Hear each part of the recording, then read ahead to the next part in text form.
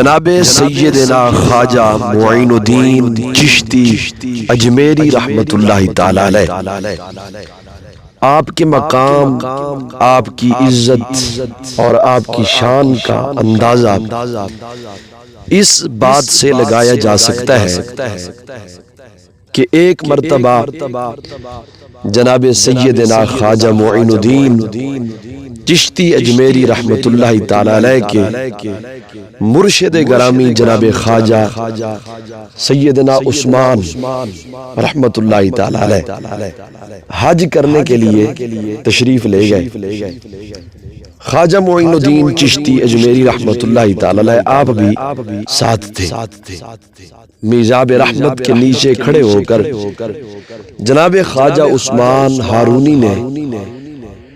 خواجہ معین الدین چشتی اجمیری کا ہاتھ پکڑا اور اللہ تعالیٰ کی بارگاہ میں عرض گزار ہوئے کہ مالک، یہ جو میرا مرید ہے خواجہ معین الدین چشتی اجمیری، اس کو اپنی بارگاہ میں قبول فرما۔ جب خواجہ معین الدین چشتی اجمیری کے بارے میں خواجہ صاحب کے مرشد گرامی نے اللہ تعالیٰ کی بارگاہ میں یہ عرض کیا تو ہاتف غیبی سے آواز آئی، گویا خالق کے کائنات نے فرمایا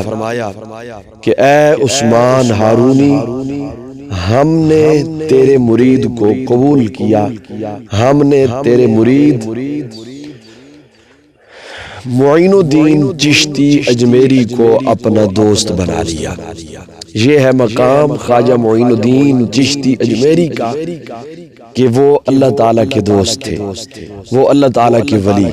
اللہ تعالیٰ کے برگزیدہ بندوں میں سے، اللہ تعالیٰ کے اولیاء میں سے ایک کامل ولی جناب سیدنا خواجہ معین الدین چشتی اجمیری۔